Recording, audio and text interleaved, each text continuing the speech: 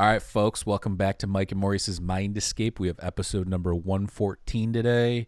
The Seven Wonders of the Ancient World is what we will be talking about here. And why don't you go out and check us out on Patreon at patreon.com/Mike and Maurice. For $2 a month, you'll get exclusive interviews and videos. And we're going to start making shorter videos. I'm going to upload some on there sometime in the near future. Also, check out our website at mikeandmauricemindescape.com. And we are on all social media platforms. What's going on, Maurice? How are you? Well, hello there.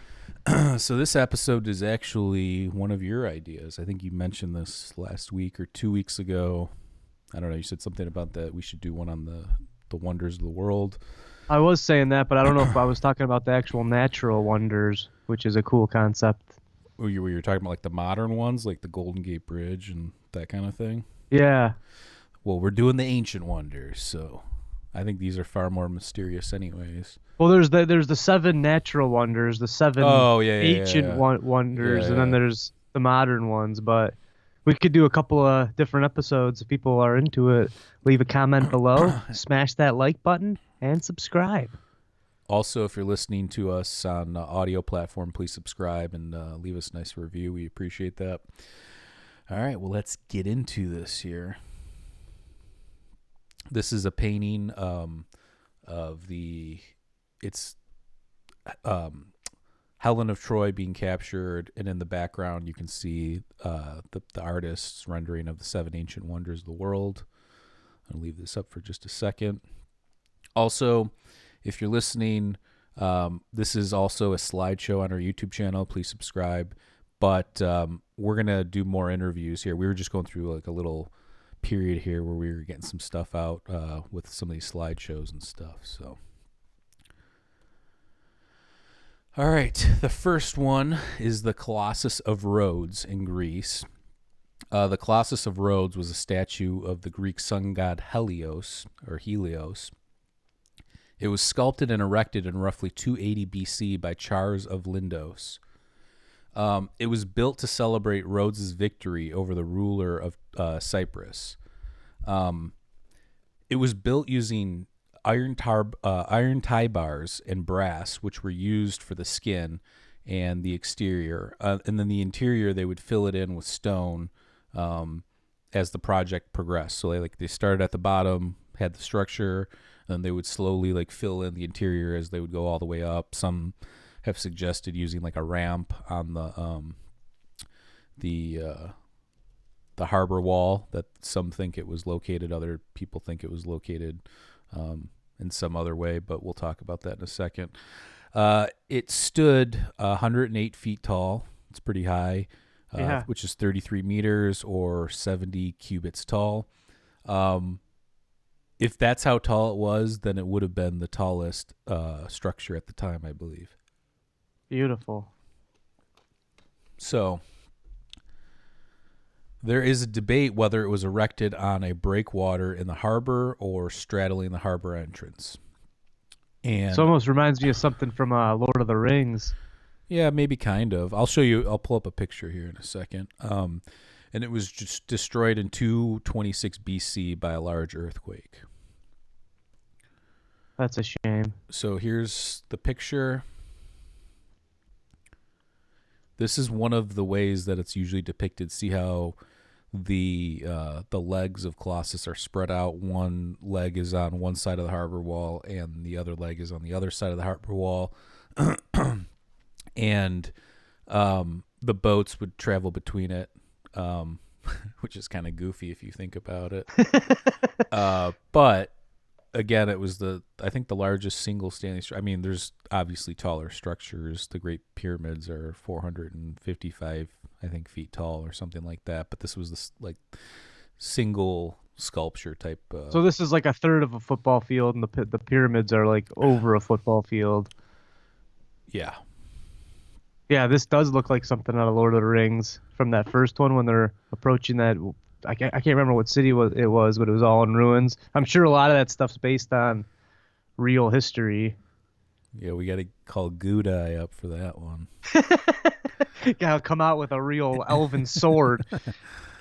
So here, let me pull up another picture here. Again, same thing, split. His legs split across the harbor wall. Excuse me.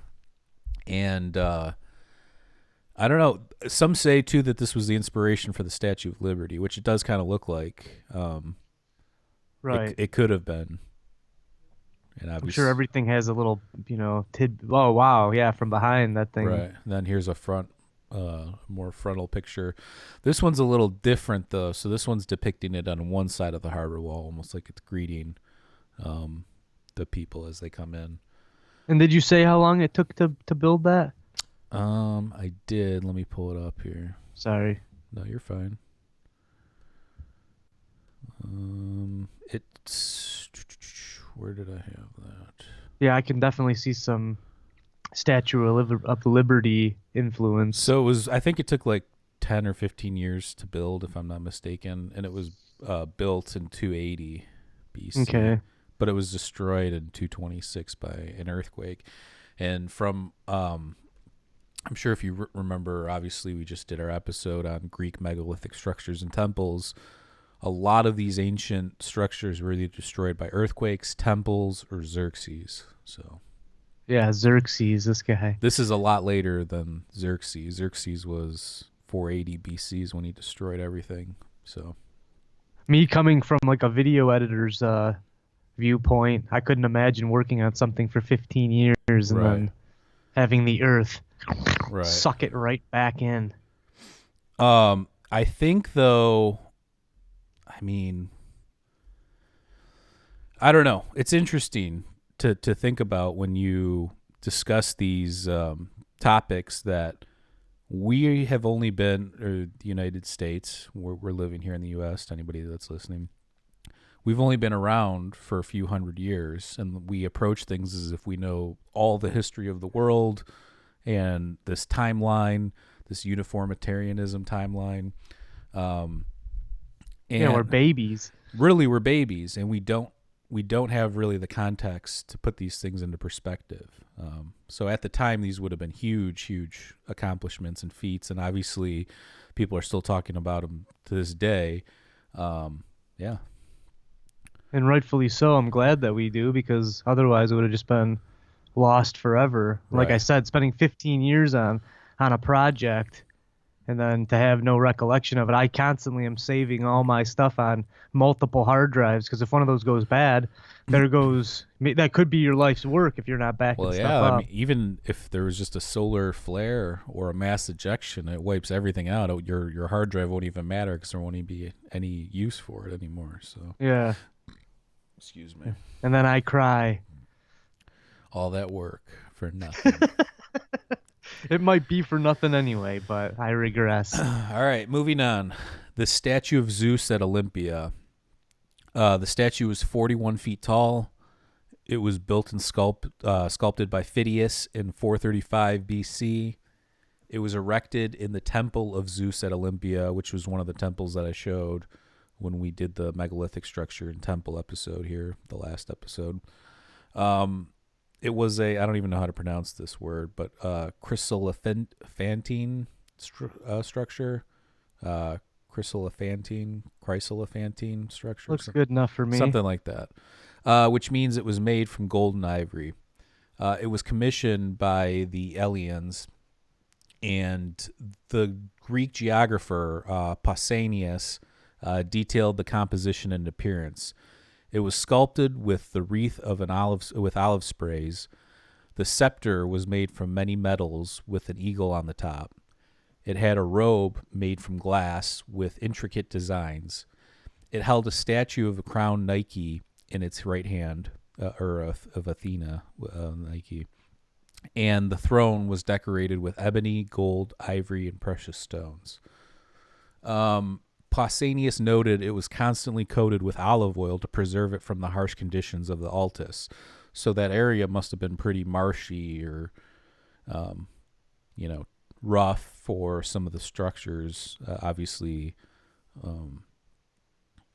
Yeah, I never knew olive oil would protect like metal and stuff. Well, I guess it does. Yeah. Well, even today, I mean, when you buy like a cutting board, you're supposed to like, wipe it down in olive oil and not really do too much to it. Same thing with like let it seep in. Like whatchamacallit?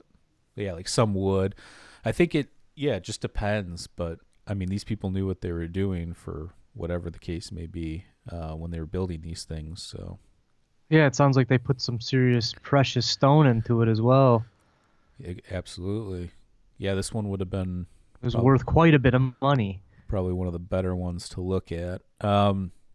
Phidias's inspiration for this amazing creation was Book 1 of Homer's Iliad. The reason or circumstances for its destruction is unknown, although there is some speculation that it was taken to Constantinople and then later destroyed in a fire. And this is after Xerxes? Yeah.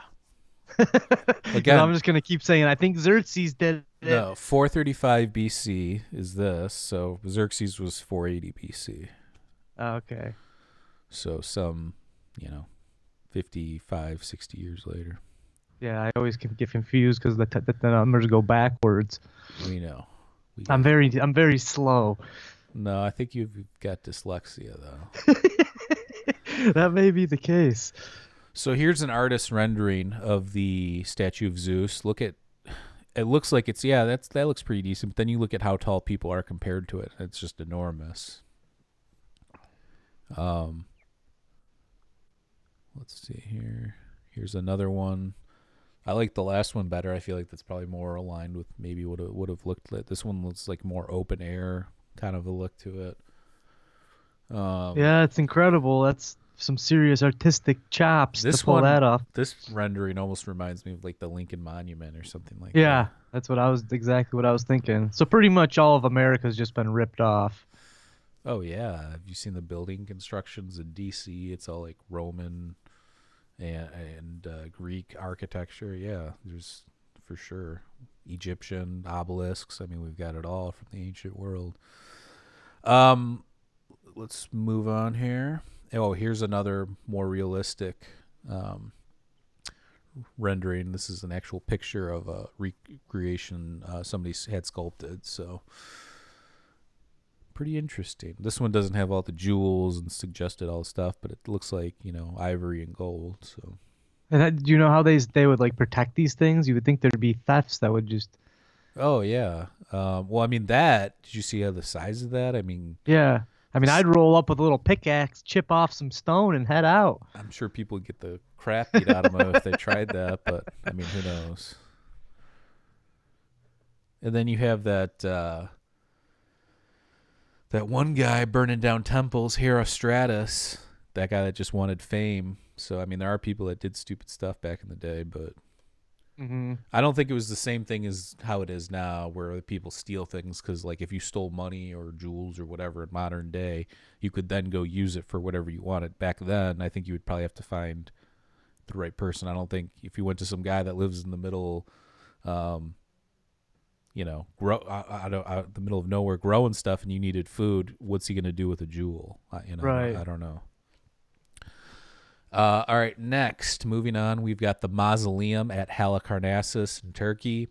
The Mausoleum at Halicarnassus was a tomb built between 350 and 353 BC. It was built for Mausolus, who was a governor for the Achaemenid or First Persian Empire. It was built by the Greek architects Pythias, Preen, and Satyros. So Pythias, we mentioned, I think, on the last episode too. He built the temple at Preen. He was one of the better architects in the ancient Greek world. I don't know much. They built this in 3 years. That's pretty. I don't know much about Satyros though, but this one's pretty interesting, I think, in terms of like the relief carvings and all that. It was elevated. It was an elevated tomb structure. It stood 148 feet tall. All four sides have been sculpted with reliefs, or they had sculptors come in and sculpt reliefs for the temple. Halicarnassus was the capital of the kingdom of Caria, or Karya. It was located in the southwest region of modern-day Turkey. So if you remember the last episode when we talked about Delos as being the sacred ancient site in Greece, Delos was supposedly initially inhabited by the Carians, and I believe that they eventually got rid of them. I don't know if they killed them or shipped them off or what they did with them, but there's the connection with that. And let's see here. It was believed that the mausoleum. I don't know why I put mausoleum. The mausoleum started its construction leading. So Mausolus, who had the temple built, started building the temple, and then slowly over time, as it progressed, I think he died while it was being built. So he built before he could see it being finished, if I'm not mistaken. So he built the mausoleum that he died before he even could use. Well, but that's what it was for. So when he died, it wasn't finished yet, but when it was, that's his tomb or temple or whatever. Many sculptors from Greece and the region were commissioned to sculpt the reliefs for the mausoleum. Let me pull up a picture here. So when they hired people for this, what do? Do they pay them? Do they give them food? Yeah. Oh, I mean, I don't know specifically, but yeah, they're for sure getting compensation. I believe they're right. But paid. What's the compensation? The compensation's being paid. I mean, whatever that is. I mean, if you're, I don't know enough about like currency back then. I'm more interested in these structures and buildings and stuff than I am the actual. Somebody's getting a loaf of bread or a coin or something. Well, that's why I'm just curious. Did they get a diamond? Did they get some gold bars? They got something. Food? You don't put out that kind of skill or whatever and not get anything in return. They were probably either treated like gods or, who knows. Well, that's like the biggest misconception I think with the Egyptian stuff is everybody thought they were slaves, but the more we uncover, the more it looks like that they were being compensated either with housing, food during those dry spells. Yeah. Here's a description or a diagram of the mausoleum. It's broken down into the parts, as you can see. It's got some an ionic capitals in there. They've got it's a beautiful, looks like an elevated tomb, exactly what it's supposed to be. And we still use this stuff today, so people can kind of envision what it is. We still use the three classical Greek orders, less usually of the Doric, more of the Corinthian and the Ionic. But yeah, we're still using this stuff today. Same thing with the Tuscan orders. Moving on. Here's a statue from the mausoleum of a lion. And here's a statue of a horse. They're actually pretty well preserved. Beautiful. That lion, that kind of looks like a lion. But the horse, no, that looks like a horse. Yeah. Whoever sculpted that thing did a great job. Do you know what kind of stone that's made out of? I don't know. I would assume either... I don't even want to speculate. I don't know. It kind of looks like lion, or it could be. It's probably marble. I mean, they used marble. Let me see if I can find some stuff. Yeah. Here. But marble's quite valuable, is it not? Well, yeah, but it's all over Greece, so that's why they used it. Like you use what's in your region, right? Right. The Egyptians used, white limestone from Tura because that's what they had. With this stuff, I mean, you use what's around you. So in Greece, they've got a lot of. That's why a lot of the best masons in terms of like marble and granite and that kind of stuff are Italian and Greek, because that's where it all is. It says limestone, marble, wood, bronze. So yeah, they probably did use a lot of that marble. Right. I love marble. Yeah. And here's a relief from there depicting the Amazonians. So the Amazonians were a group of women warriors that used to battle the Greeks. They were supposedly these tough, larger, massive women that used to just destroy. I forget their roots. I don't know if they're Thracian or something like that. But yeah, there's they've been referred to a few times in ancient texts revolving all these topics and these. But did they come from the Amazon? No, that's just what they were called. Oh wow! I've always thought they were from the Amazon. Look, we've talked many times on this podcast about possibility of ancient people getting around more with boats and stuff like that. Right. But in no way were people yeah, that's floating a big ships from the Amazon to ancient Greece. I just don't. I'm not saying it's not possible. That's not if these large Amazonian women are coming to destroy stuff, they're coming from somewhere roughly in the region. Again, do we know anything about were they darker skinned or because I always think Amazon, the Amazonian, I almost think like the Black Panther community. No, like that. I mean, just look it up. I don't. I'm pretty sure they were not Middle Eastern, maybe Siberian. They could have been like not Mongolian, but Siberian type. I don't know. Look it up. Just look up the ancient Amazonians. Yeah, most of these pictures are, a lot of stuff for Wonder Woman comes up. But that secret society that movie's based on might be more of that location, too. Again, I thought they were women that were part of, like, the Thracians, but I could be wrong. So while you look that up, we'll move on to the Temple of Artemis at Ephesus in Greece. The temple was built around 800 BC. It was completely rebuilt after the flood in the 7th century BC and an act of arson in 356 BC by the guy I mentioned before, Herostratus, who wanted fame, so that was his claim to fame, was burning down the temple. However, they made a law after that trying to squash this kind of behavior, saying don't ever speak of this person's name. Obviously, it didn't work because we're still talking about this guy. So that hush rule never really worked out for him too well. The city was destroyed by the Goths in 263 BC. It was rebuilt a third time and survived 600 years later until the Christians destroyed it, and some of the stones were used for other buildings. It was once part of the Greek Empire, but it is located on the west coast of modern-day Turkey. So going all the way back to our pre-Socratic episode of Ancient Greece, which was the first part in the series that we're doing on Ancient Greece, we learned about, obviously, the Ionian, coast and Ionian physics and all.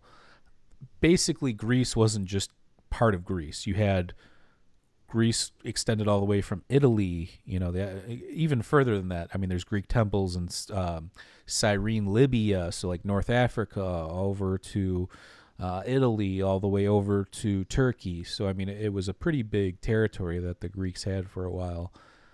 So when people think about ancient Greece, they think specifically about like the Acropolis and Athens and stuff like that. But the Greek Empire, was pretty spread out, and that region of Anatolia or Western Turkey was a pretty important region. Yeah, we'll leave some links in the description to those previous episodes. I also wanted to remind people to smash that like button and subscribe. So, did you find anything on the Amazonians, or did you give up? Yeah, pretty much. Yeah. It says big, strong woman warriors, mythical Greek women warriors. So are they considered? They're considered mythical then, like almost like the Titans or something like that.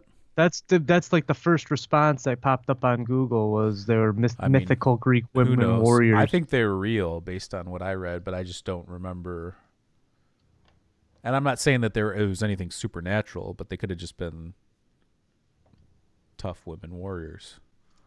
And a lot of stuff comes up about Wonder Woman, so I'm thinking that. I mean, have you seen Wonder Woman? No, I have not. Because there's where she comes from is like all women warriors. I mean, I can't remember. Even what's that in Futurama? Have you seen Futurama? Yeah, I haven't seen it in a while though. When they go to the planet where it's all like massive women that like the women like torture, beat them, and rape them, all of them. Like Jesus. That's what they do. I think Fry gets annihilated by these women. So But so let's move on. Here is a artist rendering of the Temple of Artemis. Now, a lot of these, obviously, these are artist renderings, depictions, drawings, all that, because the only seven wonder of the ancient world that's left standing is the Great Pyramid of Giza. So you're not gonna. There might be some ruins on some of these, but you're not gonna get, tons of archaeological evidence. It's usually second, third-hand accounts, that kind of a thing. Which is for a lot of the stuff that we study. You never really know, but you got to take it for what it is.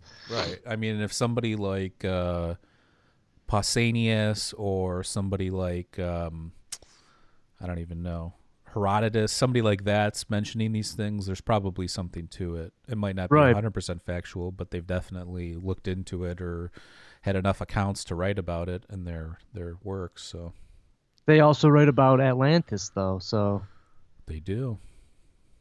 Well, they reference it.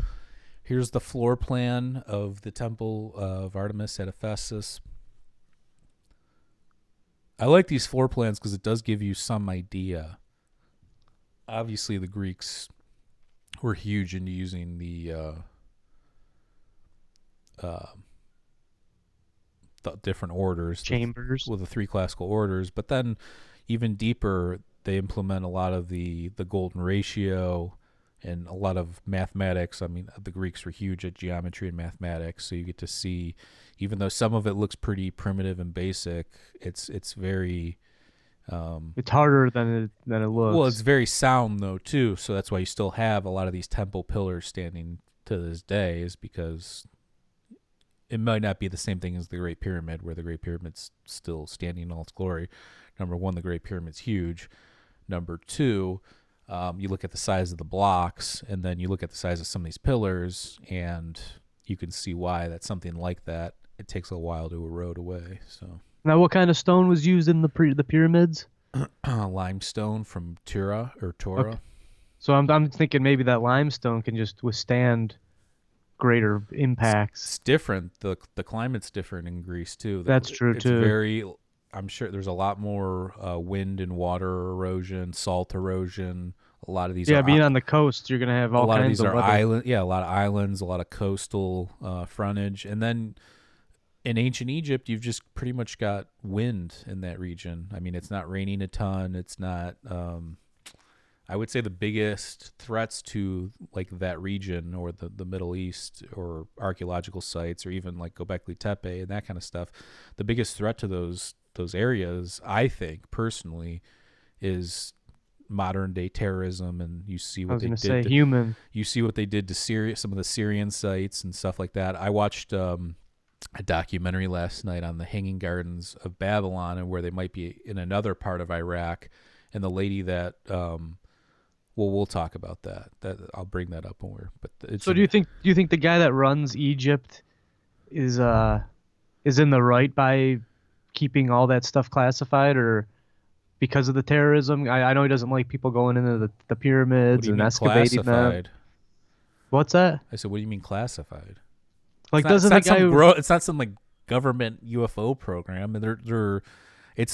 They allow access or they don't allow access. The way that I've understood it is, if you pay people there enough, you can get into places. It's that simple. So if you want, isn't there tons of stuff that hasn't been excavated? That's what I'm saying. Excavated? I don't know. Excavated. Yeah, there's a ton of places that just haven't been found either. They just don't know where they are. It's just covered in sand, or it's in different parts of the Giza complex, or it's not even on the Giza complex. It's could be somewhere else. Our Marna is not even near where all the other stuff was going on. So, let's see here. Here's a figurine of the Lady of Ephesus, which would be Artemis.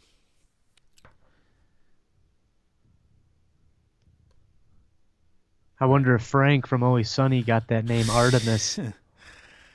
The Hanging Gardens of Babylon, Iraq. So this one's kind of controversial in terms of it's got the least amount of evidence and the least amount of records pertaining to history, but the Hanging Gardens of Babylon may have been built by King Nebuchadnezzar II of Babylon. It was believed that he built it for his wife, Queen Amytis, who was from Medes. She was Median, I believe, which was a great green and lush area, and he wanted to make her feel at home, so that's why he built the gardens. There is no evidence or hard archaeological evidence or proof that it ever existed, but there are some historical records of descriptions, one being from Josephus and another one being from Diodorus of Sicily. They recorded accounts which differ in certain ways, but they describe a gallery 50 cubits high with 22-foot thick walls, and it was like tiered, kind of, if you see, I'll pull up a picture in a minute, but the garden was tiered almost like large steps, or even if you thought of like the step pyramid, that kind of a thing. It was written that the garden was irrigated by the Euphrates River.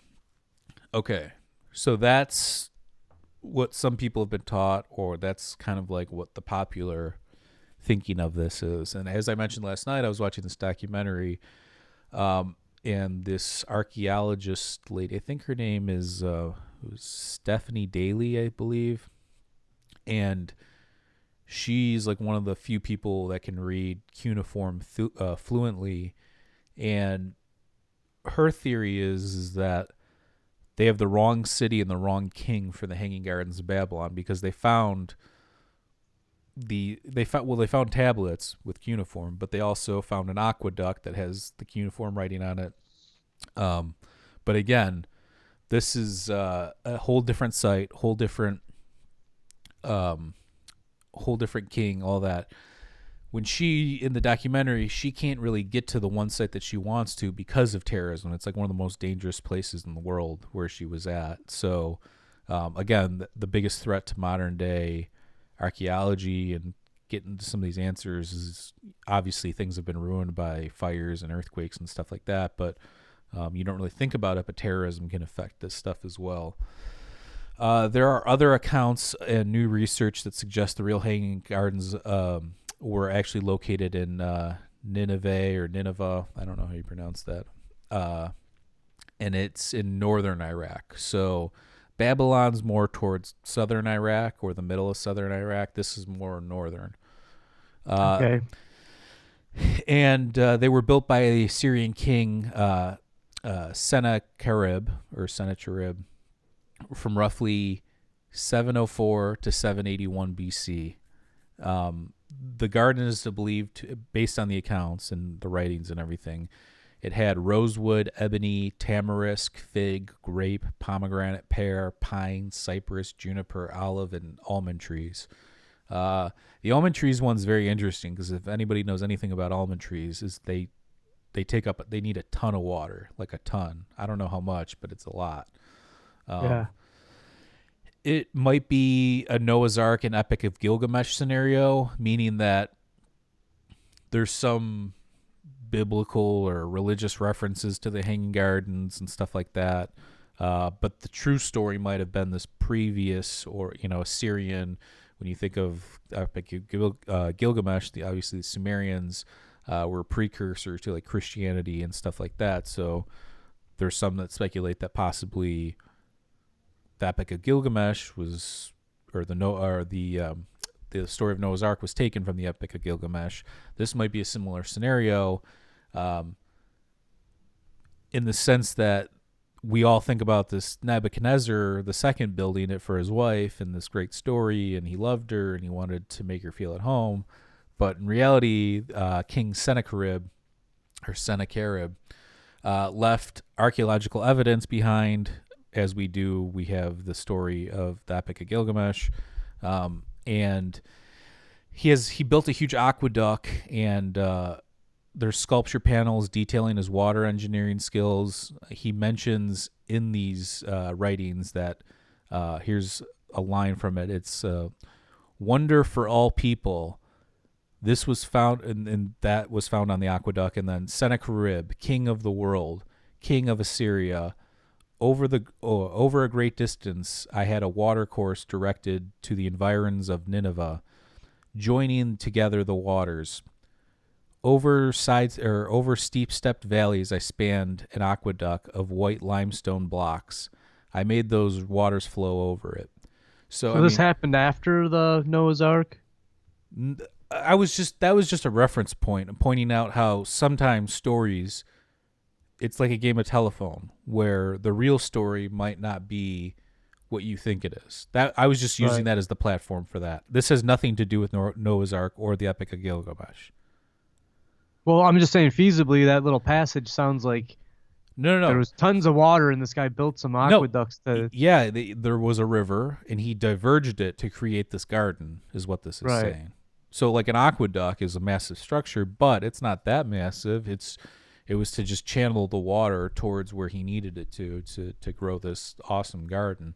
But yeah, I was just referring to Noah's Ark and the Epic of Gilgamesh in context of how things can get skewed, stories that there's hard archaeological evidence for the Epic of Gilgamesh, and there's less evidence for Noah's Ark in terms of what we have today. So they find boats on mountains sometimes. Yeah, they do, but has anybody ever come out and said we for sure found it? I've seen like 10 reports in the last 10 years saying, "No, we found Noah's Ark," and then they can't.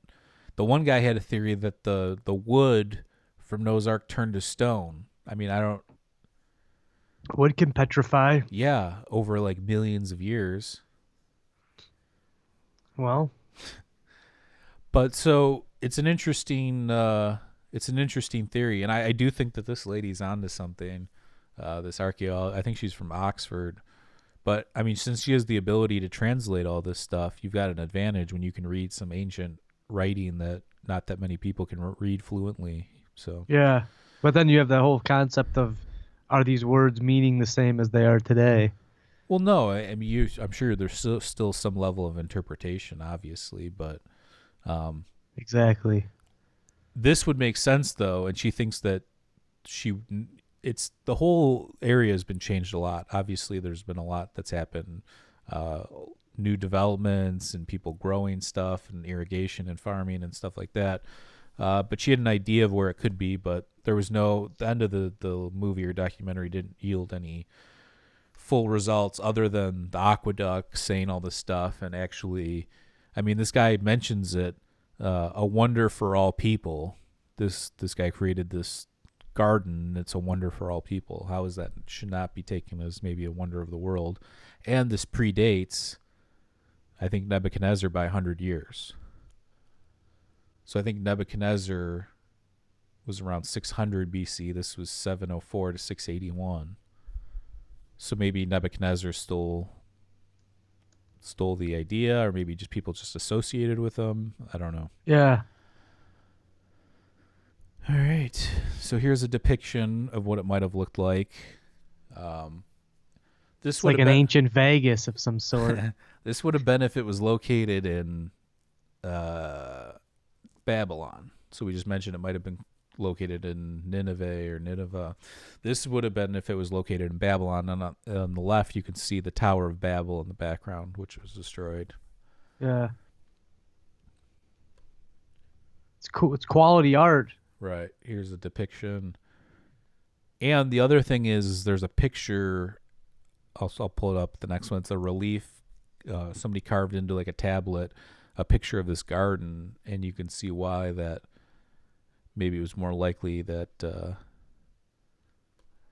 Sennacherib created this thing. See, this is the tablet.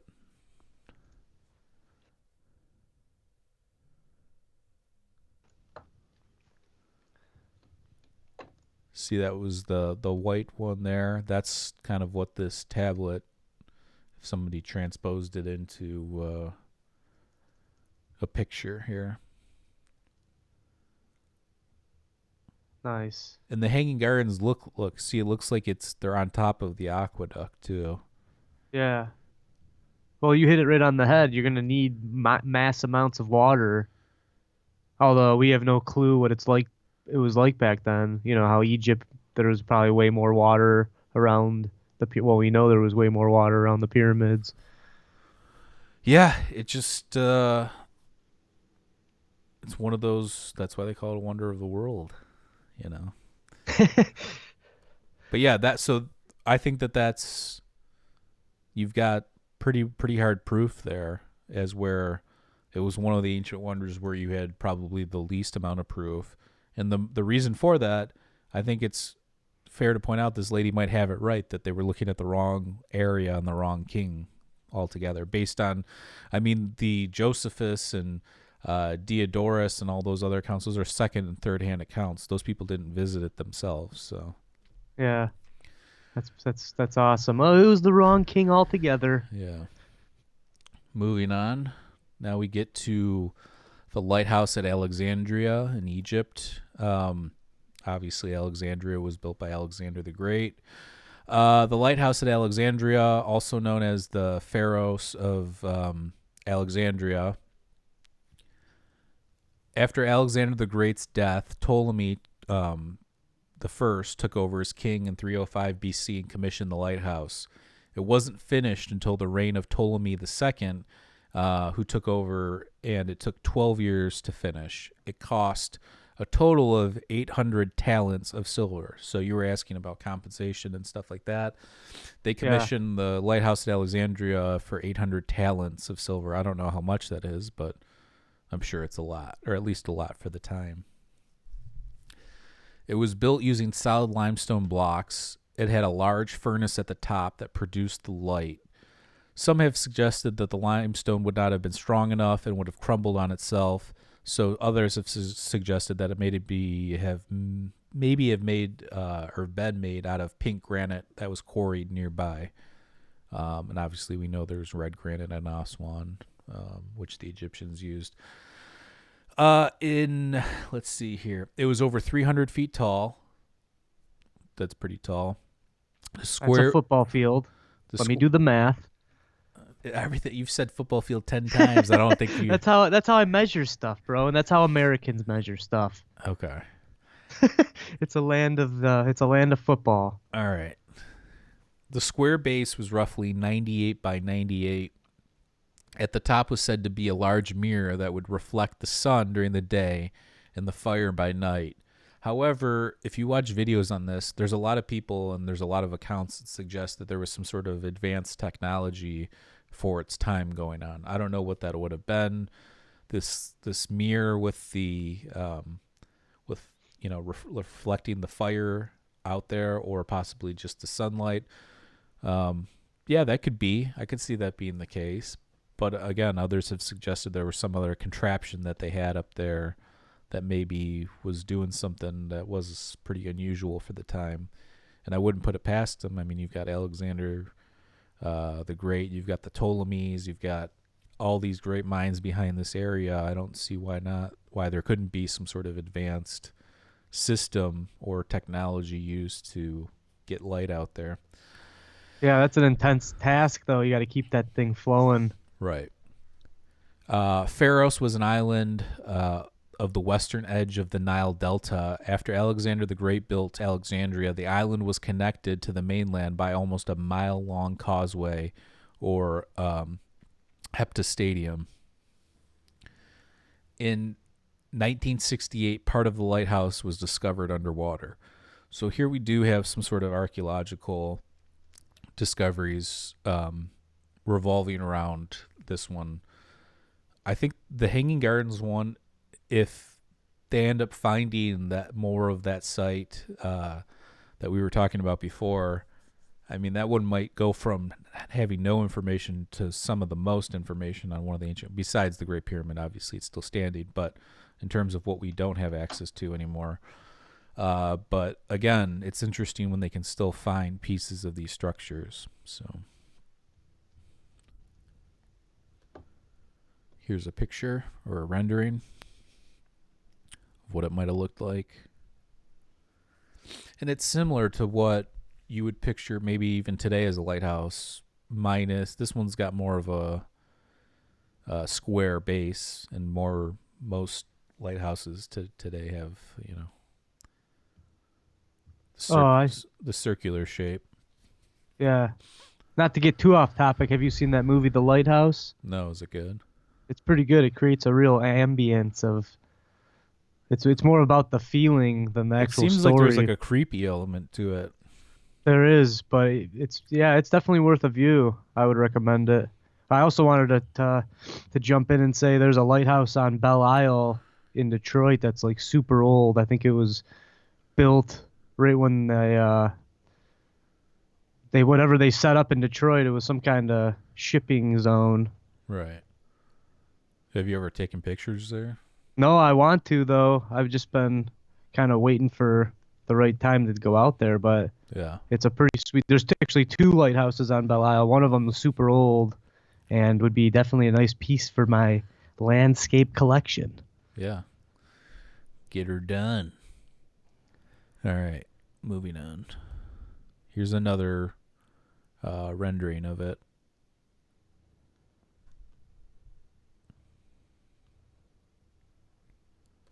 And lighthouses always have a mystical quality too. When I was in Oregon, there was this lighthouse. Um, it was built. It was actually the first place like Lewis and Clark saw the ocean. Yeah. And then the lighthouse that was built. It was like at the time it was the most expensive lighthouse ever built.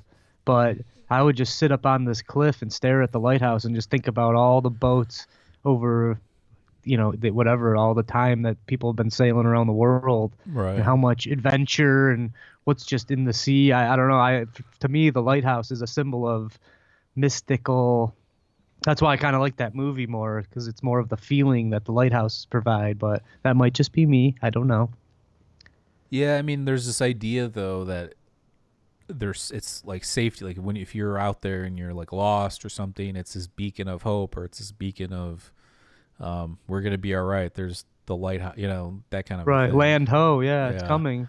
So, all right, now we get to the final one, which is the ancient wonder that is still standing, and the ancient wonder that is the oldest, which is crazy to think about that we just went through all those, and the only one that's standing is also the oldest one, but it's also the most well-built one, and yeah. So I just wanted to ask one question too: is who determines these wonders? Do you know? I think these were just based on like word of mouth things from ancient times. Like, oh, somebody, that's a good question. Why don't you look that up right now, actually? Well, if anybody knows, please leave a comment, because look up right now. Just type in who came up with the 7 ancient wonders of the world, or whose concept was the 7 ancient wonders of the world. That's a good question. I didn't even think about that when I was putting the slideshow together.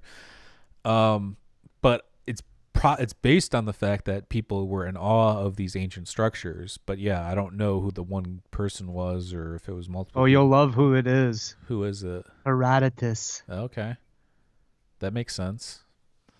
He said he made an early list of the 7 wonders. Okay.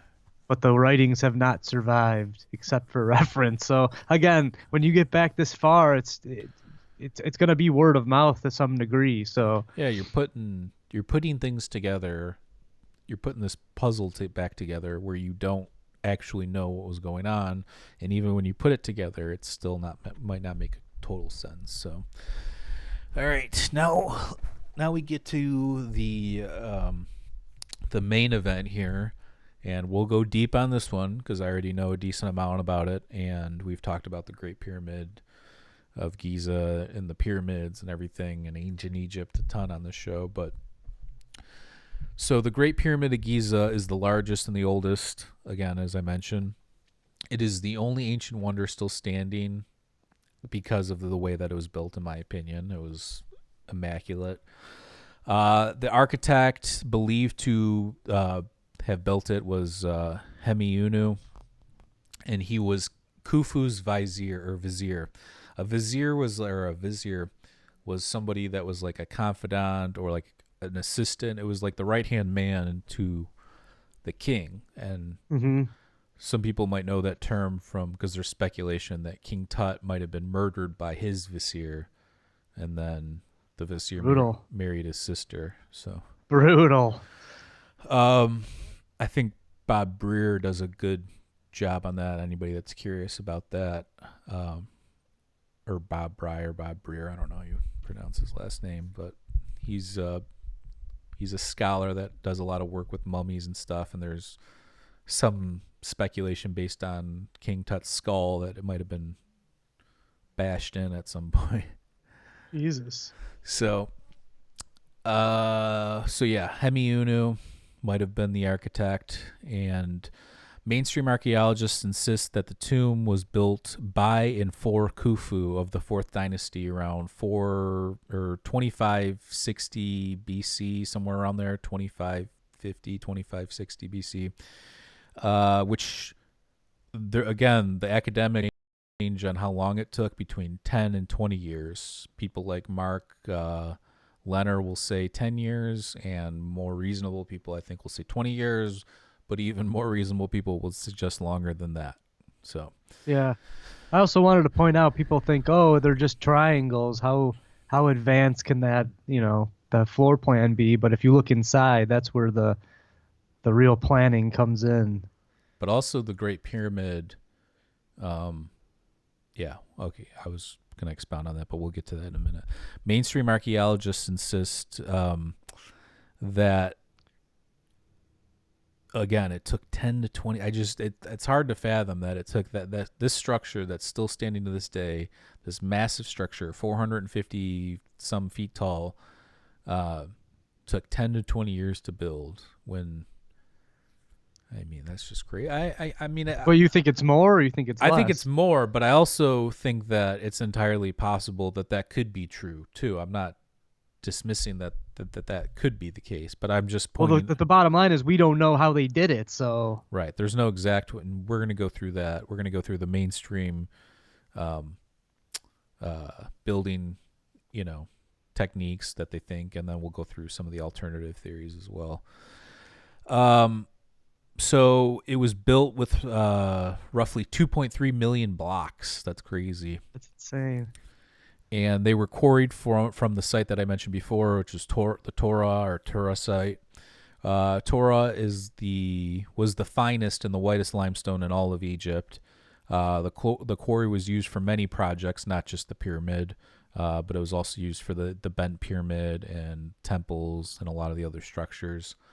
The red granite blocks, weighing some 80 tons, were quarried and transported by boat some 500 miles down the Nile from Aswan to Giza.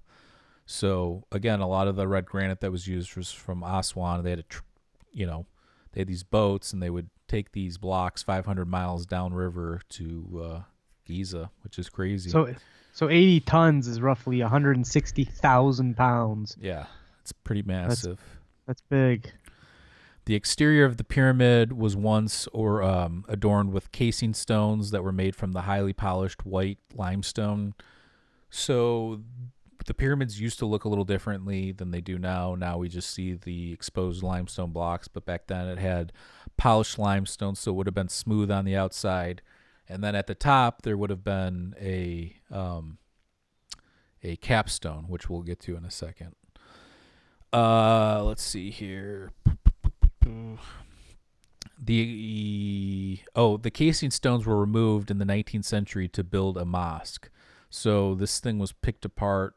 These idiots.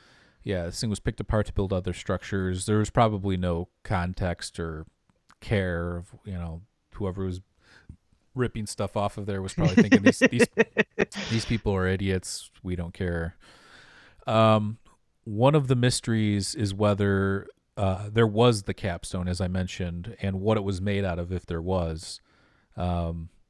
If it was kept with the proportions of what's up there now. So if you look at the Great Pyramid now at the top, it's flat. Right. And it's been pointed out. If you even look at our dollar bill, you'll see the flat pyramid, but then with the all-seeing eye of God and the littler pyramid that sits on top of it, it's like hovering over it. Which is kind of interesting. But so there's speculation, was there a capstone? If so, what was the capstone made out of? I've heard theories that it was made out of gold, or that it was gold leaf, or possibly it was crystal or quartz or something along those lines. I've heard lots of different theories.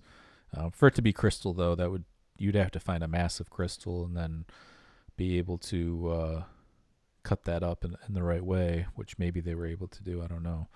Yeah, and it also depends on what people believe that the pyramids were actually used for. Some think that they were transistors and power plants and all kinds of crazy stuff. Okay, so there's an anecdotal theory with that maybe it was used as a machine. There was a guy that went to the top. I forget the whole story, but there was a guy that went to the top that told this. I don't know. There's an experiment you can do that will show you if something's producing electricity or not. And this guy had this local guide guy stand up there and do this thing, and he got shocked and blown all the way back. And then that guy thought there was some sort of witchcraft or something going on there. So there are theories and there are anecdotal stories that talk about how the air around there is electric, or there's some sort of static in the air, something along those lines. So that is one of the theories. But if there was a capstone, the base of it would have been 30 feet, which is crazy. I mean, that would have been huge. 30, yeah, it's insane. 30 by 30 of, going up to a little pyramid point of whether it was gold or crystal. Could have just been more limestone too. I mean, that's a possibility as well. Seems like a good spot for a conductor, because I know when the weather it's super dry out, you can see those sparks coming off your hands when you like go into your you pull some clothes out of your dryer or whatever. Right, so right. Maybe he went up there. Yeah, I definitely could see that stuff being I wish possible. I remember the story. Yeah, I read it like a couple years ago, and I forget the names and the exact, but people can look it up. There's enough on the internet about that. Well, it doesn't need to be aliens or any of that stuff. That was my point. Some of these things are naturally occurring electricity in the air. We've seen lightning before, so why not build a device that could maybe capture that? I don't know. Right. No, you're right, and you're also right. We'll mention it, and we'll mention it again. While we do believe in, obviously, there's UFO phenomenon going on out there. There are pilots and government programs dedicated to all this stuff, so we definitely believe that kind of stuff's happening. I can't get behind or believe that aliens built any of the structures on Earth. I just don't think it happened. So I'm pretty sure it didn't happen. Why would you fly here from a different dimension or a different galaxy or halfway across the universe and then build some crude, stone structure? And it's not crude to us. It's very advanced for its time. But if you were coming all that way and you had some sort of spaceship or portal or something, you get what I'm saying. Well, how deep down the rabbit hole do you want to go? Did these creatures fly here and then share DNA? There's lots of different I'm just things making the point into. that if you're that technologically advanced, then you have no business even messing with limestone, is my point. True. So that's all I was getting at. All right, so let's see here. Where did I leave off? Okay, yeah, so we were talking about the capstone, what it was made out of. And so for that to be stolen, though, because there's something that maybe that was looted, everybody would have to be dead or nobody occupying that area or something like that, because 30 by 30 of a massive, who knows how heavy it would have been. And then to carry it down the pyramid, that's pretty much impossible, in my opinion. You're not doing that in the cover of night, and that's just what it is. Accounts from travelers and historians dating all the way back to the time of Christ have noticed the lack of the capstone. So this isn't something newer either. It's been noticed since almost probably before Christ that there was no capstone there. So now we're going to get to some of the meat and potatoes of this little thing here. In 1837, British Egyptologist Howard Weiss blew a hole in the side of the stress-relieving chamber of the King's Chamber. He used gunpowder to blow holes in the pyramid, which now you think that that's crazy, but back then there was no real... People didn't get in there. I think there was somebody else in more recent times that used a battering ram. That is why you'll see on one of the sides of the pyramid that there's like it looks like it was bashed in a little bit. So before they blew holes in it, there was no way to get inside? Right. But maybe people did. Maybe looters knew a way, or maybe it was covered up, more ancient times than now, but still not all the way back then. Who knows? Tunnels, we don't know. We'll pull up I'll pull up a diagram in a couple minutes showing the interior chambers and passageways. So okay. So yeah, they blew a hole in the side. He found Khufu's cartouche on the south ceiling of Campbell's chamber. The description read, "Companions of Khufu." There is a debate to this day of the validity of these accounts, since Weiss seemed to be not a virtuous and trustworthy man, and he took his partner Giovanni Caviglia's speculations about whether there was another chamber above the Davison chamber. So he was doing this excavations with this guy Caviglia, Giovanni, and according to Weiss, Giovanni just gave up. And then he's like, I'm done with this, whatever. Mm-hmm. But that's not how Giovanni saw it. Giovanni wrote letters saying that basically Weiss took his ideas and then had him kicked out of Giza, so he wasn't even able to be there anymore. And then took all they ended up finding 4 chambers, I believe. Took all the glory for himself, and then Weiss named the chambers after some friends and colleagues and stuff like that. So it depends on who you believe, but yeah, it's not implausible. I can see that happening. Well, of course, think about the ego involved with even now some of these modern archaeologists. You look at like Zahi Hawass and all these, the ego on these people is just insane. And yeah, the ego comes before the human knowledge. That's a shame. Right. But it's just these people want the glory for themselves, or they want to be the top dog. Now it could go either way. Maybe Weiss didn't do that. Maybe Caviglia did leave on his own. I don't know. I wasn't there. I can't really speak. But based on Caviglia's letters and all that, you could say, oh, maybe he was just a man that was, he got screwed over and he's just pissed and he's bitter and that's why. But I don't know. I think there's a lot of weirdness, and there's even some speculation that Weiss might have created the cartouches himself or the graffiti because it would have been beneficial because he was running time and money. So maybe that would have been, to his advantage to do that kind of a thing. Again, I wasn't there. I don't know.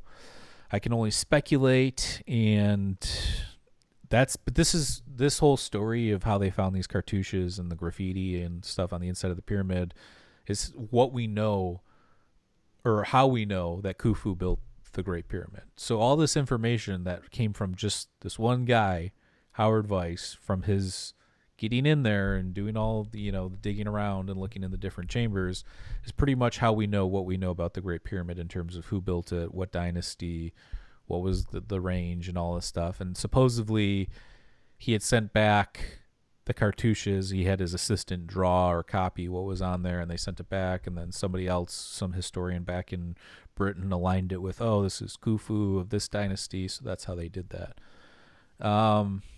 We're pretty confident that's true. What's true? That Khufu was the one who built them all. That's what there's some say that you can't really deny it based on the proof. As far as I'm concerned, everything rests on this guy's account, though, Howard Weiss. So it depends on who Howard Weiss was and what his intentions were. Now, you would like to think that he had great intentions, but again, we're human beings. We're flawed. We have cognitive bias. We have confirmation bias. We have we're turds. We are turds. I mean, he was a military man too, so he probably I think he was in the British military. He had probably a different perspective too than, let's say, a normal archaeologist. He's seen a lot more shit, so who knows? And I don't know which way to go on this one. All I can do is just put the information out there and let you guys decide for yourselves what you think happened. There's people that are adamant in the alternative community that this dating is wrong, and that Khufu, again, I mentioned that maybe Weiss had some hand in mixing things up. But then there's also speculation that Khufu could have just came along, found the pyramid. It had no cartouches or writing or anything, and then he just left his repurposed them. Yeah, he just left his stamp on it. So that there's that speculation as well, which that's not out of the realm of possibility either, if you think about it. Right. Well, that's one of the bigger theories, is that all these landmarks are just being built upon. So, well, we talked about in all the Greek stuff. All the Greeks, they took an older sacred site or an older open air temple or whatever, then they built a real structure on it, and then if that got knocked down, they built a bigger structure on it. Exactly. In ancient Egypt, I don't think it's out of the realm of possibility that the pyramid could have been a little bit older, maybe a lot older. I don't know, but it could have been older. And just like when you buy a new house, you remodel it, you add your own touches to it, that kind of a thing. So, good point. Mainstream archaeologists would suggest that there's a historical timeline that shows the evolution of the building till it gets to that point. I could see their point too. Again, I'm not, until something comes out that's like really like for sure. You just got to look at the facts and kind of take them for what they're worth. And speculation. Hard evidence is hard evidence.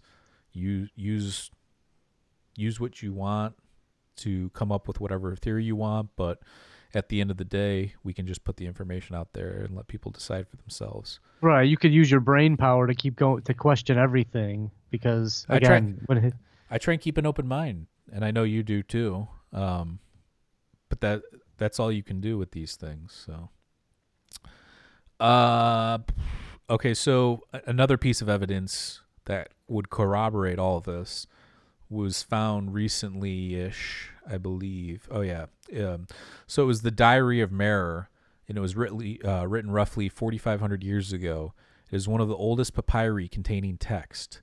It was found in a cave in 2013 by French archaeologists. The texts were written with hieroglyphs and hieratic. Hieratic's like Egyptian cursive.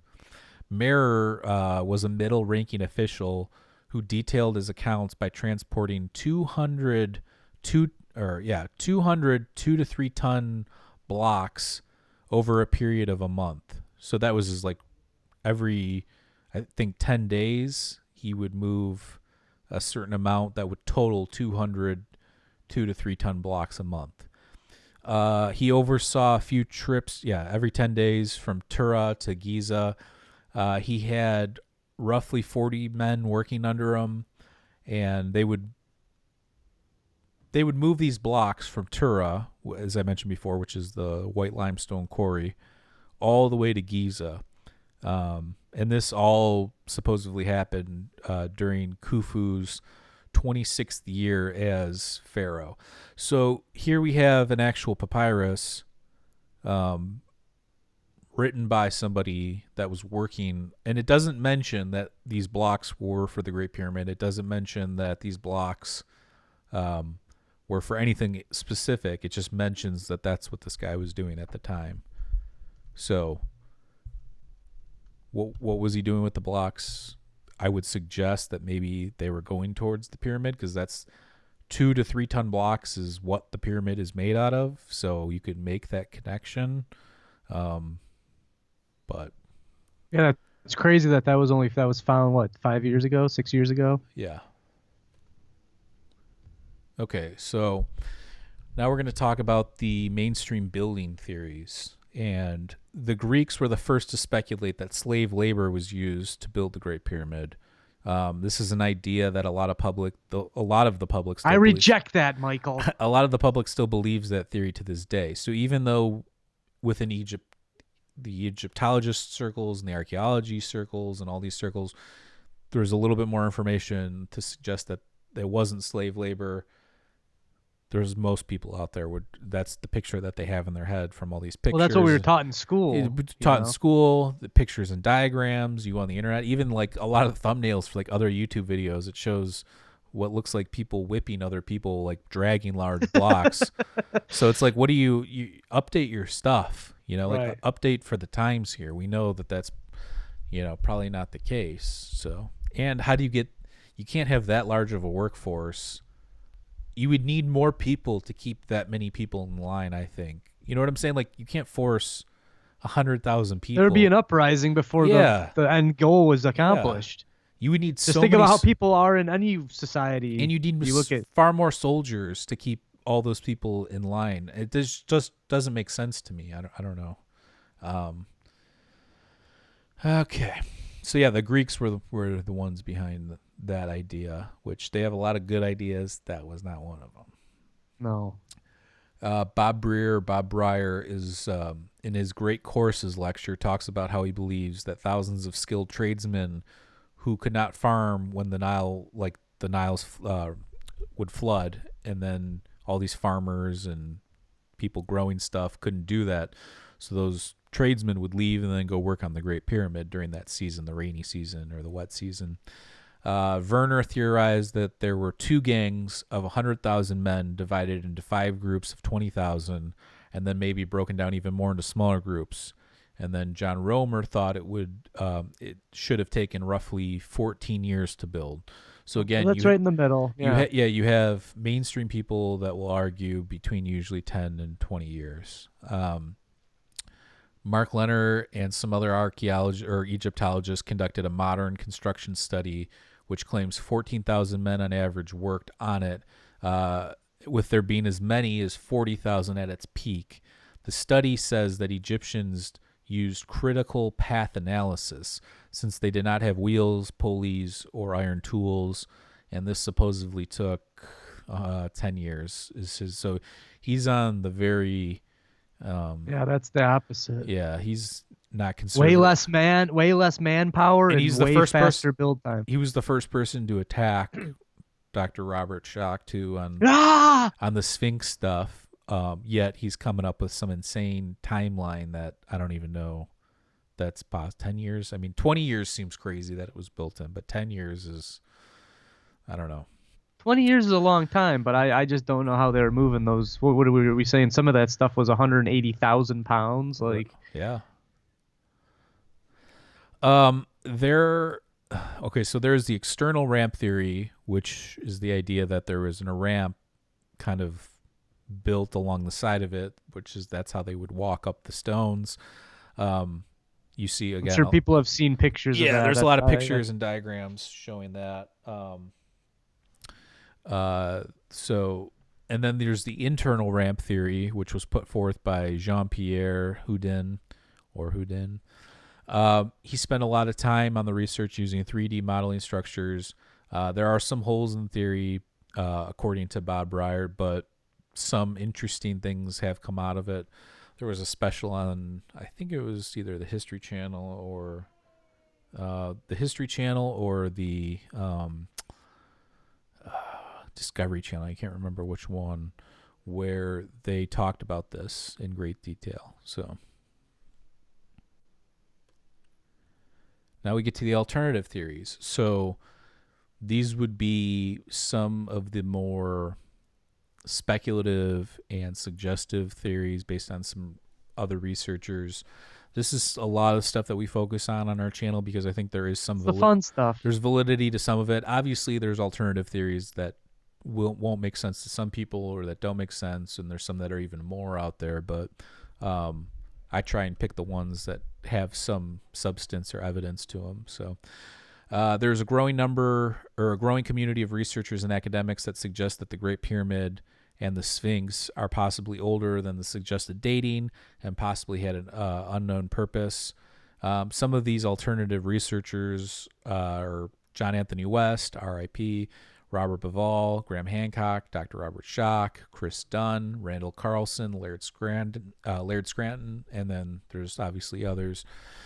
Some of these theories correlate to the Younger Dryas impact theory, which was a cataclysmic event roughly 12,800 years ago involving an asteroid or a comet. There was even just a new report released yesterday, I think, having to do with Syria and some destroyed site or something like that. I haven't read the article yet, but I'm going to read that later. I'm going to go out on a limb and say that Dryas impact event actually happened. Yeah, well, something happened, but what exactly happened, I think, that's what they're still trying to figure out with all the evidence and stuff. So,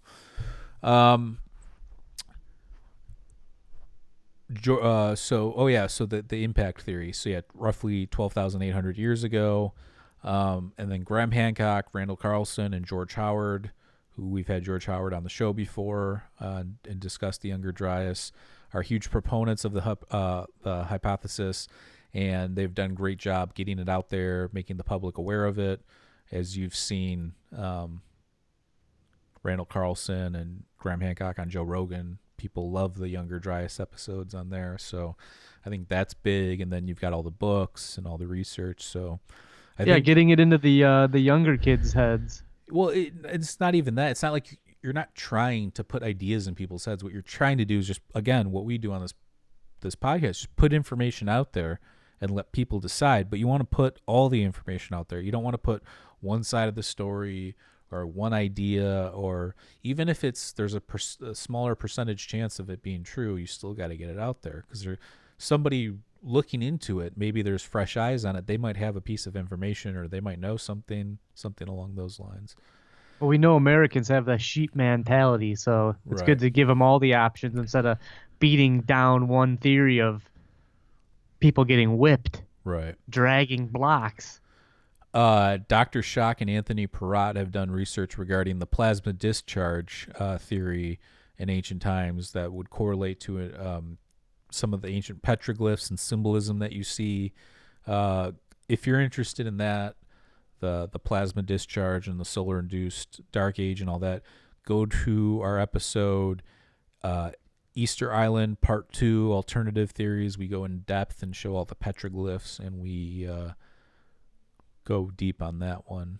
We'll do another video. I think we're going to start making these short videos too, which I forgot to mention, but we're going to release a short video on the origins of ancient Greece here today. It'll be the first one of this series, and we're just going to start making shorter movies, probably 5 to 10 minutes long, on some of these subjects that we cover, because there's just some people that don't have an hour or two to waste on this kind of stuff, so we get it. Well, it gives you a little taste, and then if you want to dig deeper, you can watch one of the hour-long episodes. Also, I like to see visuals to learn. Right. I need those pictures sometimes, so that definitely does help. But for sure. So the discharge, the plasma discharge, also would have been cataclysmic. So this would have fit in with the timeline with the Younger Dryas. This is just an alternative theory to the alternative theory of the impact theory. So the discharge would have been cataclysmic. It would have pushed civilization to the brink, which Schock calls the solar-induced dark age, or Siddha. It also may explain why some of the ancient gods are depicted with animal heads and designs, and some of the petroglyphs have a specific shape, almost like a stick figure with 2 circles on each side, which is found all over the world. Usually, zoomorphism and therianthropy are used to describe the ancient animal-headed gods. So mainstream would say, these are people just partaking in zoomorphism, or these therianthropy, or whatever these ideas are of animal-headed gods, or morphing into animals, something along those lines. While if you look at the picture from the plasma discharges from some of the tests that they did, Anthony Perrott, it does look like a bird sitting on top of a head. It looks like some of these depictions that you see. They're not exact, but maybe that was the inspiration for it. I don't know. Again, go back to our Easter Island alternative episode, and I have a bunch of pictures on that.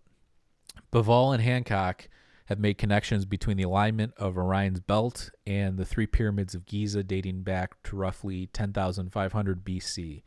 The Orion constellation was associated with Osiris and the idea of rebirth and the afterlife. So Bavall and Hancock, and even if you look at like Fingerprints of the Gods and Magicians of the Gods, it's a lot about star alignments and these megalithic structures. So yes, Bavall and Hancock's theory is that possibly that the pyramids were 12,000 some years old, 10,500 BC, which would have aligned them with Orion's belt, but would also at the same time that would have had the Sphinx aligning with the constellation Leo. Mm-hmm. So that's one of those theories. And obviously the Egyptians had a fascination with death and the afterlife. So this idea of associating Orion with Osiris, maybe there's something to it, in my opinion. I think that most people would look at the ancient Egyptian god pantheon or structure and be like, oh, this is just what they believed in. They didn't know any better or something like that. But maybe they did. They knew about a lot of stuff. So John Anthony West speculated that the water erosion around the base of the Sphinx and the Egyptian kings list together might date this site to roughly 30,000 BC. His speculation is based on geologist Dr. Robert Schoch's dating of the Sphinx, and also the water erosion evidence around the base of the Sphinx.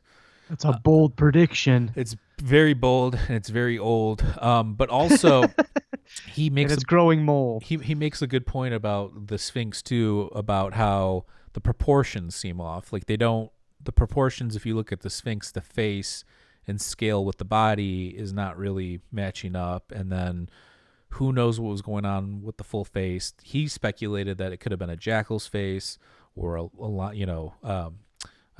lion's face or something along those lines, where you can see maybe something was cut back even more. And mainstream archaeologists would just say that the Sphinx was carved out of the rock that was there. So there's member 1, member 2, and member 3. They're the different layers. And I think it's the top layer. I don't know if it's member 1 or member 3. I forget. But it's not as sturdy. So it breaks down. The stone breaks down a little bit easier is what they're saying. But again, I'm not a geologist, so I can only put the information out there and let people decide. That's good. So I like some of these bold ass predictions because it's good to push the envelope. Right. You know, you start accepting all these things that have been fed to you your whole life. Where would we be if we did that? Right. Other theories suggest that it's a power plant. That's Christopher Dunn's ideas, and our buddy Aaron Voot has a book around these kinds of things too. It's called De-Evolution Cycle. Check that out. Some have suggested that it might have been Noah's Ark, and that Ark, was translated differently, and that Ark might have been the same thing as like a pyramid. Some have suggested that it could be the final resting place of the Ark of the Covenant, which there's been correlations between the dimensions of the box of the Ark of the Covenant and the sarcophagus, the stone sarcophagus inside of the Great Pyramid, that it could fit in there or something along those lines. But yeah, so those are the theories. Here's some beautiful pictures. Look at that. Which one of those theories do you side with? If one, maybe the Orion's Belt one, if I had to pick one, only because when you look at, there was a lot of alignments with stars. That's all they did probably was look at the stars. There's no TVs, or you're not even in that was your TV. That was your TV. So I don't think that that's out of the realm of possibility. But again, I'm not saying that I don't believe that it could have been just the 2560 BC either. That could totally be the case. Is that a real picture or is that a drawing? That last one was a picture. Here's the diagram key of the interior. So I marked it out for you. So if you look at C there at the bottom, you have the bottom chamber. So there's 3 chambers. There's the king's chamber, the queen's chamber, and then there's a chamber that goes underneath the pyramid that's carved into the foundation or the bedrock. C would be the one that's carved into the foundation of the bedrock. I think it was unfinished as well. And then you have G up there at the top. You see that's the Grand Gallery, that big cutout. And that's when you see that, like, when people like looking up in the pyramid, that's usually the shot from the Grand Gallery. These angles are accurate? Yeah. So like that whole area in G is all up. It's on a diagonal. Yeah. Again, that's what I just mentioned. When you look at the interior of the pyramid and you see that big cutout, that's usually what the picture's of.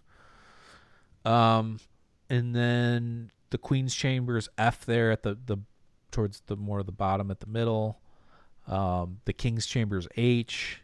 And then above the King's Chamber is the King's Relieving Chamber, which are the blocks to support it, to prevent it from crumbling, and which was a huge architectural feat to not have this thing crumble in on these interior structure, or these interior rooms or chambers. Yeah, there must have been 1 million pounds above that. And then in 2017, they found some other chambers, or another chamber, using different techniques. I think they used, I forget what they used. They used like 3 different techniques of finding this thing. And, but Zahiwas just claims that, there's nothing to see. It was just like radar or something. Yeah, something like that. And it was needed. That was there because it was needed when creating one of the shafts or something like that. So, who knows? So what do they think back on that other picture? What do they think that the unfinished subterranean chamber was used for? They think that it might have been the original king's chamber or something along those lines, but then he changed his mind midway through and then had them put it more or higher up in the structure. I don't know. But is that how they would enter it? Like, how did they get the actual deceased bone remains in there? I think over there, I see where it says like AHK over there. I think that's how you get in. Okay. And who knows? There may be more in there, right? They all those spots that are empty, or right, that don't have anything that written over. That those could be chambers in there as well. Here's what the site at Tura probably looked like. It's similar to the pictures that you see on like Easter Island with the volcanic tuff and the Raraku. Let's see here. Here's another picture. I don't know if that one's an artist one or not. Sick. So to give you size, this is the base of the Great Pyramid, and you see a bunch of Australian military guys sitting on it to give you an idea. And that's not even making a dent in it. And that's, I don't even know how many feet up, but it's not that many.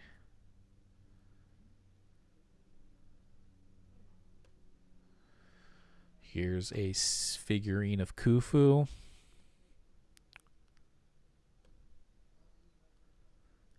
Here's a layout of the surroundings. As you can see,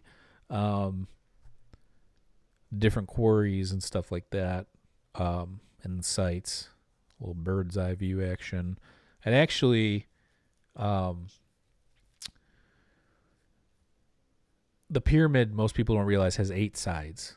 I think there was a pilot that was flying over in the early 1900s or in the mid 1900s, something along those lines, and he noticed that there were shadows on certain parts of it. So the pyramid down the middle of each side is actually convex, so it's not really straight. It's got 8 sides, and it's not the only 8-sided pyramid either. I think there's one in China. I forget the name of it, but China doesn't really excavate their pyramids. They pretend like they don't exist, so there's not really much information on that other than there's only 2 pyramids I think that we know of that have 8 sides.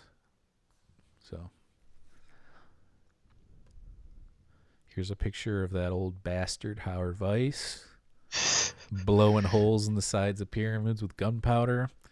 Hey man, that was the only way back then. He looks smug though. He looks like he stole Giovanni Caviglia's ideas and ran By the looks of things, I think this guy was a thief. I'm stealing chambers. That RN Voot made a comment. You got to talk location.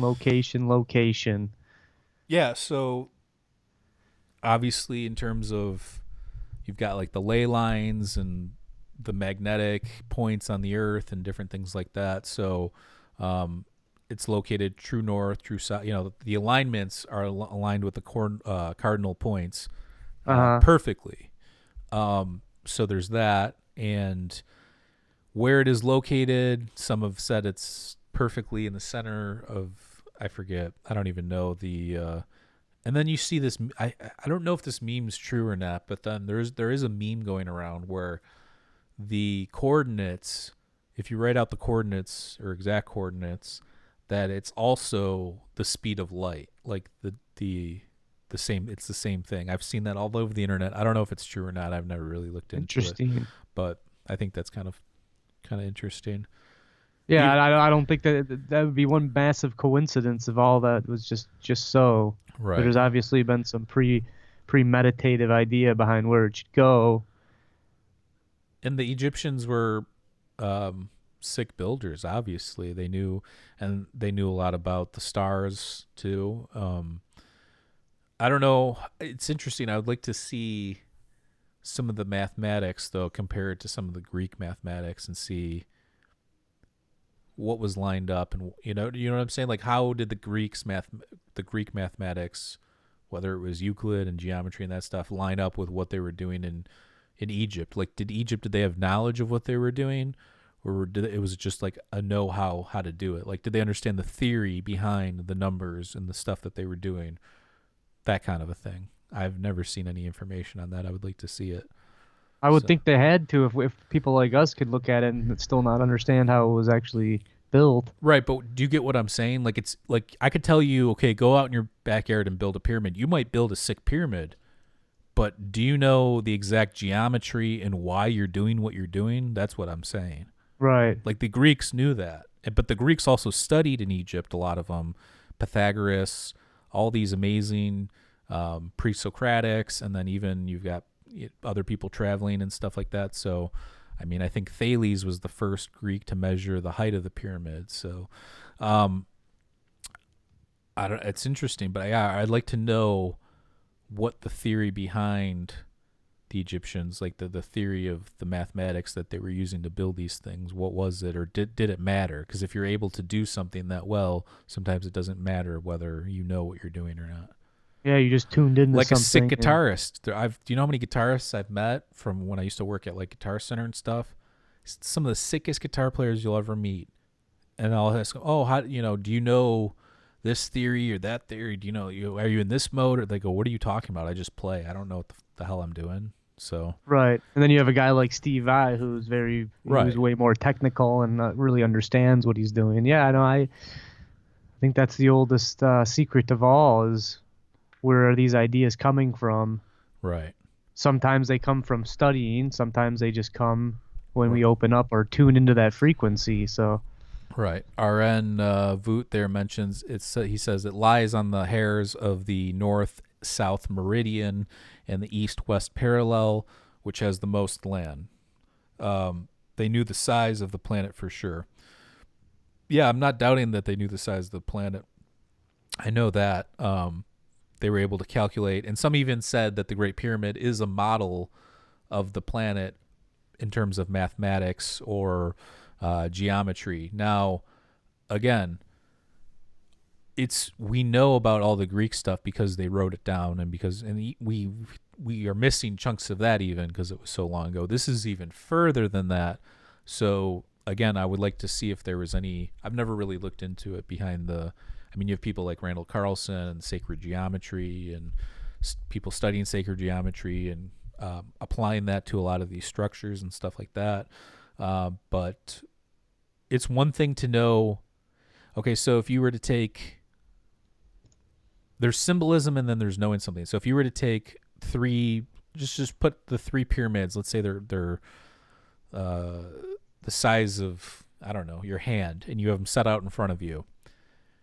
If you put one there, and then two, and then three, do you know that the one is symbolizing the one, or is it just one thing? Do you get what I'm saying? Yeah. So that's just kind of what I was getting at with that.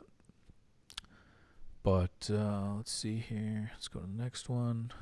Here's another picture here of the Sphinx facing out in front of the pyramid. Here's a picture of the Sphinx pretty much buried up to its shoulders. And we've talked about that before on the show. We'll do other episodes on it, but the Sphinx definitely has been buried more than a few times. Yeah. And that's pretty much it for we got for the 7 wonders. I know we spent a lot of time on the end part on the Great Pyramid, but it's got the most information, and if there was more information on some of the other ones, we would have spent more time on them. But well, no, it's good to look at them, admire them, and talk about what we know. Right. Obviously, the pyramids are the greatest feat, so it's good to save that for the end. And right. I'm glad that we do have the most information on that one because I think it's the best. Right. Obviously, it was built the best in terms of longevity. I mean, we might be wiped out as a race soon, and that might be the only thing that's still left after we're wiped out. Like how many, right, we said like how many wipeouts has this thing seen? Right, Mount Rushmore would be one of the anything made out of stone like that would be left over. If you're talking skyscrapers, I think bye. Yeah. I think a couple to a few hundred years, everything like that would be gone. If we all died tomorrow, cars can rust out within 100 years. That kind of a thing. Well, stay away from that Corona beer. Aaron Voot says a hemispheric model of the Earth ratio is 1 to 43,200, which is also correlates to our place in space and time. Cool. Sounds like a long story, and we got to dive into that one. There's a lot of these things on the internet circulating around and ideas, and if you're interested in that kind of aspect of things, you obviously check out Aaron Voot's work, check out Randall Carlson's, check out Graham Hancock's. All these guys make correlations to all this stuff. So beautiful. That's it. Oh, don't forget to smash that subscribe button, ladies and gentlemen. Please subscribe. We're going to release this video on ancient Greece here after we get off live, and if you like that, please leave us a nice message and maybe leave a suggestion on something you want to see us make a video of in the future. And we're also in the works of creating some entry sonic, I don't even know how to explain it, but for meditation. You can listen to it, get into the mindset, calm yourself down. We're going to be doing a lot of shorter things. So we're going to still do our normal episodes, hour, 2 hours. We're going to have guests on. We have a couple great guests coming up in the next few weeks. But then we're also going to do these short videos too, because again, we know people don't have an hour, 2 hours sometimes. So we're going to try and condense some of these things into more bite-sized packages. Speaking of bite-sized packages, anything else, Maurice? We knew where that was going. He goes, geez. Oh, that's it. I just want to thank everybody for helping us out and contributing on our Patreon. Yeah. Smash that like, subscribe. And we'll be back soon with more juicy tidbits. So, yes, help us grow by contributing $2 a month at our Patreon at patreon.com/Mike and Maurice. We do have some exclusive interviews and videos up there. We have a couple of videos of the strangest things that have happened to some people, and we have some other interviews on there as well. Check out our website at mikeandmauricemindescape.com. We're on all social media. I'm probably most active on Twitter, and that's pretty much it. Cheers, my friend. We will check you guys next time. Peace.